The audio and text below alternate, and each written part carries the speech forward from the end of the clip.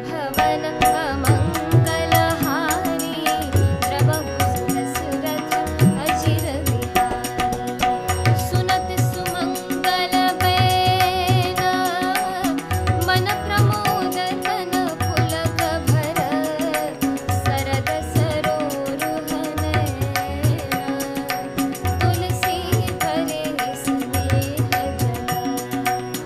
मंगल भवन अमंगलहारी द्रवहु सुरथ अजिर बिहारी। बहुरि सोच बस भेसिय रवनु कारण पवन भरत आगवन।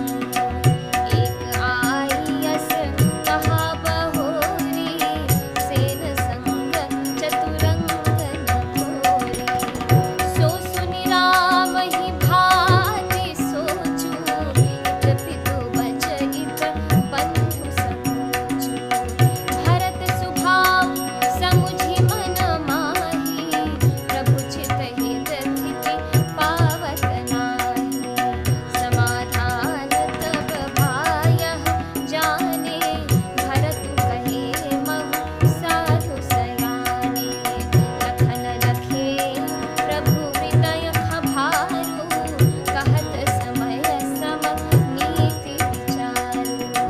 बिनु पूछ कछु कहउँ गोसाई सेवक समय न ढीठ उठाई।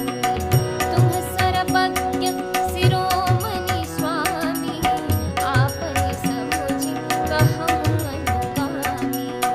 मंगल भवन अमंगलहारी द्रवहु सुरथ अजिर बिहारी। नाथ सुहृद सुठि सरल चिता सील स्नेह निधान। सब पर प्रीति प्रतीति जिया जानि आप समान। मंगल भवन अमंगलहारी द्रवहु सुरथ अजिर बिहारी। अर्थात सब लोग श्री रामचंद्र जी के प्रेम के मारे शिथिल होने के कारण सूर्यास्त होने तक दिन भर में 2 ही कोस चल पाए और जल स्थल का सुपास देखकर रात को वहीं बिना खाए पिए ही रह गए। रात बीतने पर श्री रघुनाथ जी के प्रेमी भरत जी ने आगे गमन किया। उधर श्री रामचंद्र जी रात शेष रहते ही जागे। रात को सीता जी ने ऐसा स्वप्न देखा जिसे वे श्री राम जी को सुनाने लगी। मानो समाज सहित भरत जी यहाँ आए हैं। प्रभु के वियोग की अग्नि से उनका शरीर संतप्त है। सभी लोग मन में उदास, दीन और दुखी हैं। सासुओं को दूसरी ही सूरत में देखा। सीता जी का स्वप्न सुनकर श्री रामचंद्र जी के नेत्रों में जल भर आया और सबको सोच से छुड़ा देने वाले प्रभु स्वयं लीला से सोच के वश हो गए और बोले, लक्ष्मण, यह स्वप्न अच्छा नहीं है। कोई भीषण कुसमाचार, बहुत ही बुरी खबर सुनावेगा। ऐसा कहकर उन्होंने भाई सहित स्नान किया और त्रिपुरारी महादेव जी का पूजन करके साधुओं का सम्मान किया। देवताओं का सम्मान, पूजन और मुनियों की वंदना करके श्री रामचंद्र जी बैठ गए और उत्तर दिशा की ओर देखने लगे। आकाश में धूल छा रही है। बहुत से पक्षी और पशु व्याकुल होकर भागे हुए प्रभु के आश्रम आ रहे हैं। तुलसीदास जी कहते हैं कि प्रभु श्री रामचंद्र जी यह देखकर उठे और सोचने लगे कि क्या कारण है। वे चित्त में आश्चर्य युक्त हो गए।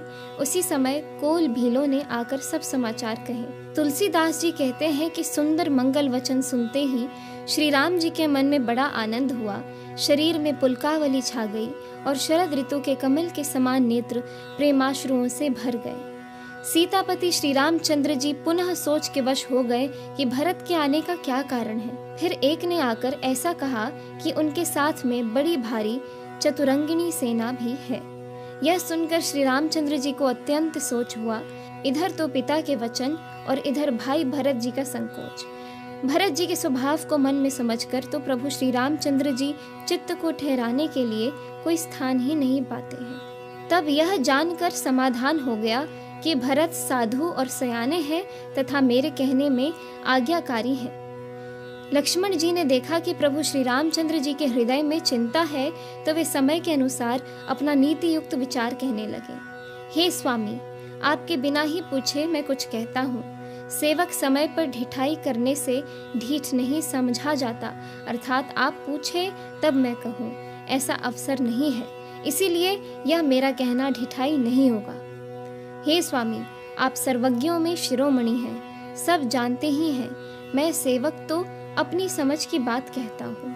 हे नाथ, आप परम सुहृद, बिना ही कारण परम हित करने वाले, सरल हृदय तथा शील और स्नेह के भंडार हैं। आपका सभी पर प्रेम और विश्वास है और अपने हृदय में सबको अपने ही समान जानते हैं। इस एपिसोड में इतना ही। आगे की कथा सुनने के लिए कृपया मेरे YouTube चैनल को जरूर सब्सक्राइब करें। जय सिया राम।